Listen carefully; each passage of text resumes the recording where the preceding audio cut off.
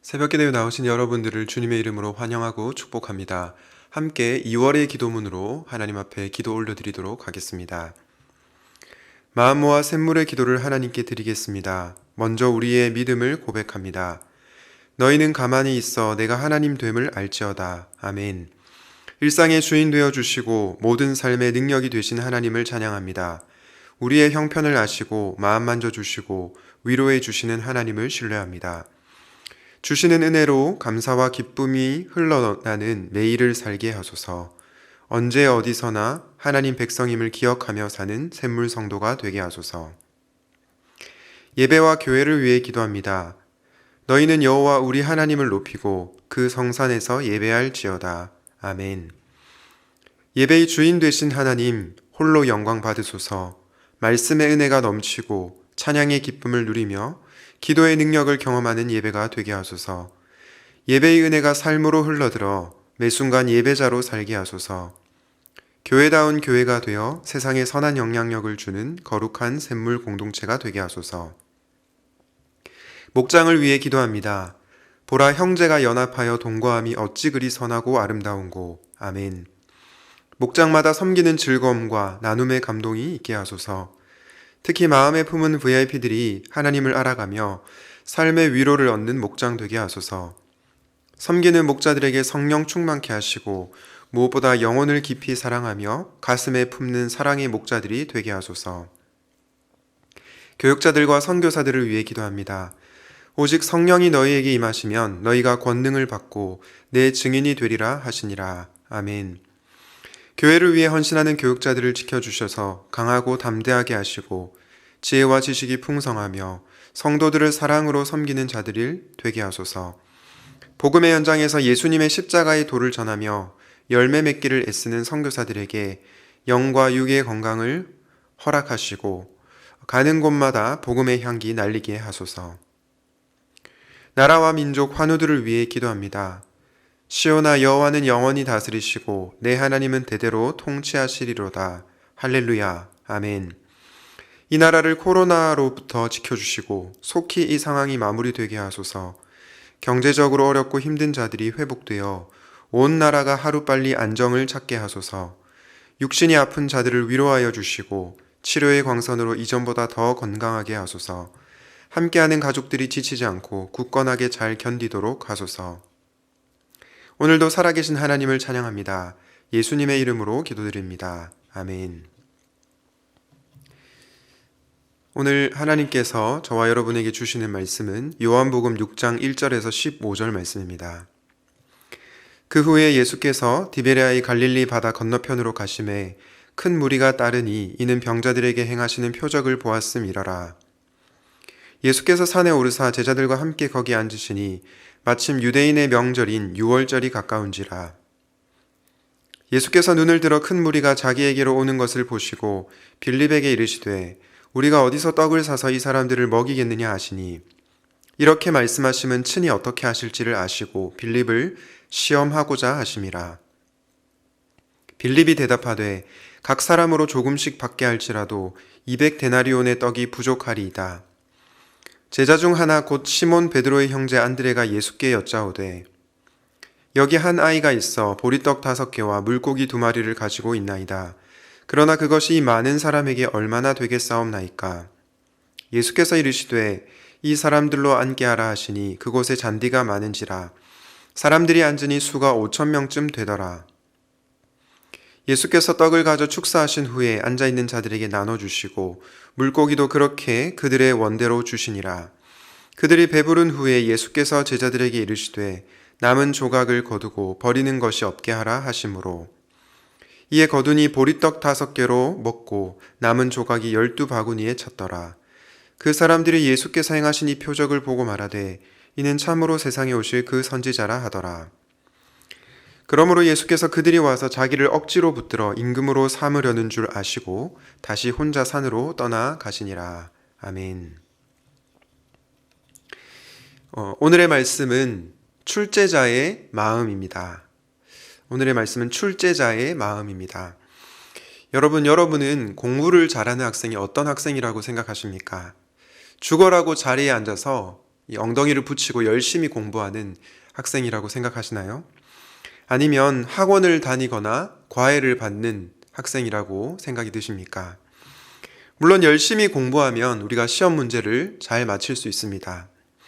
또한 학원에 다니거나 과외를 받으면 이전보다 성적이 더 잘 오를 수 있습니다.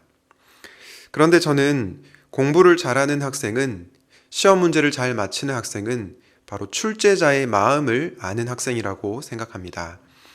다르게 얘기해서 출제자의 의도를 정확하게 간파하는 것이죠. 그래서 입시 전문가들은 항상 공부하는 학생들에게 이 출제자의 의도, 출제자의 마음이 어떤 것인지를 생각해 보라고 권유합니다. 아무리 열심히 공부를 해도, 또한 고액 과외를 받는다고 해도 만약 출제자의 마음을 모른다면 헛고생이 될 것입니다. 그렇기 때문에 출제자의 마음을 아는 것은 시험 문제를 맞히려는 학생들에게 너무나도 중요한 것입니다. 오늘 본문에 보면 예수님께서 시험 출제자로 나타나고 계시는데요. 요한복음 6장 6절 말씀을 한번 보겠습니다. 이렇게 말씀하심은 친히 어떻게 하실지를 아시고 빌립을 시험하고자 하심이라. 어떤 분들은 이 6장 6절 이 구절을 읽으면서 시험에 빠질지 모르겠습니다. 아니, 어떻게 예수님이 자기 제자를 시험하시지? 너무한 거 아니야? 이런 생각을 하실지 모르겠습니다. 그러나 여러분, 이것은 출제자의 마음을 오해한 것입니다. 여러분, 출제자이신 예수님, 우리가 믿는 예수님은 어떤 분이십니까? 그분은 테스트로서의 시험을 하시는 분이지만 템테이션, 즉 유혹으로서 시험을 하시는 분은 아니십니다.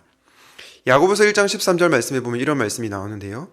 사람이 시험을 받을 때에 내가 하나님께 시험을 받는다 하지 말지니 하나님은 악에게 시험을 받지도 아니하시고 친히 아무도 시험하지 아니하시느니라.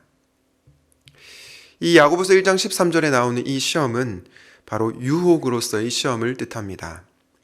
하여 예수님은 결코 우리를 유혹하시는 분이 아니십니다. 다만 우리를 테스트하시죠. 그렇다면 우리를 테스트하시는 주님, 우리에게 시험 문제를 내시는 그 주님은 어떤 마음을 가지고 있을까요? 출제자이신 우리 주님의 마음은 어떤 마음일까요? 오늘 본문을 통해서 세 가지로 묵상해 보려고 합니다. 첫 번째, 출제자이신 주님의 마음은 우리의 믿음이 자라나기를 원하십니다. 앞서 우리는 예수님께서 빌립을 시험하고자 했다라는 이 말씀을 보았습니다. 여러분, 빌립은 어떤 자입니까? 오늘 성경 본문 7절 말씀에 보니까 우리는 빌립이 굉장히 현실적이고도 회의적인 사람이라는 것을 알 수 있습니다. 7절 말씀 다시 한번 보실까요? 빌립이 대답하되 각 사람으로 조금씩 받게 할지라도 200데나리온의 떡이 부족하리이다. 예수님께서 빌립에게 수많은 무리들을 어떻게 먹일 거냐라고 했을 때 빌립이 예수님께 한 대답입니다. 각 사람으로 조금씩 받게 할지라도 200데나리온의 떡이 부족하리이다. 여러분, 이 대답이 이상하게 들리시나요?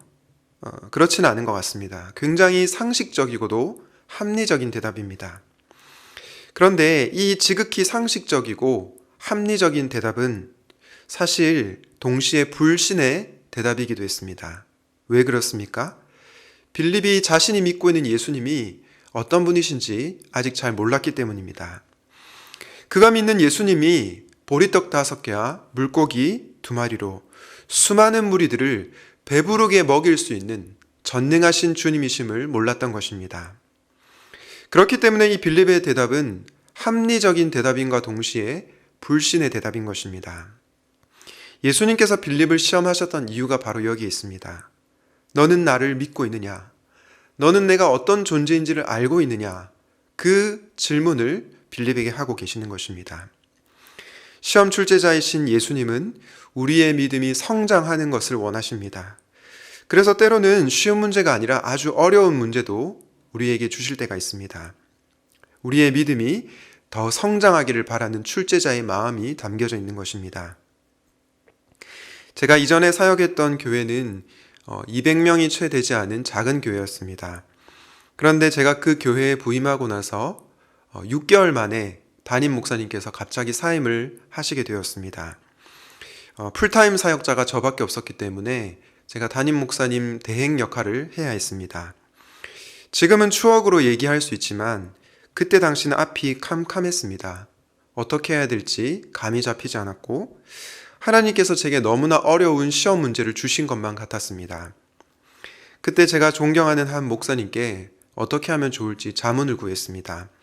그때 목사님께서 하신 말씀 중에 지금도 기억에 남는 말씀이 있는데요. 바로 이 말씀이었습니다.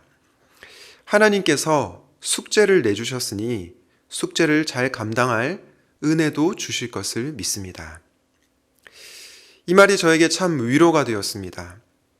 비록 제 능력으로는, 제 지식으로는, 제 힘으로는 감당할 수 없는 아주 어려운 시험 문제와도 같았지만 그 문제를 감당할 은혜를 주시는 주님으로 인해서 감당할 수 있는 용기가 생겨나게 된 것입니다. 당시에는 참 힘겨운 시간이었지만 지난 시절을 돌이켜보니 하나님께서 그때 당시에 저의 믿음을 성장하기 바라셨다는 것을 깨닫게 되었습니다. 주 안에서 사랑하는 샘물 성도 여러분, 때로 주님께서 여러분들에게 쉬운 문제뿐만 아니라 아주 어려운 문제를 주실 때가 있습니다. 그런데 선하신 주님은 저와 여러분을 골탕 먹이기 위해서가 아니라 저와 여러분의 믿음을 성장시키기를 바라시는 것입니다. 그렇기 때문에 우리 주님은 테스트로서의 시험을 주시는 것입니다.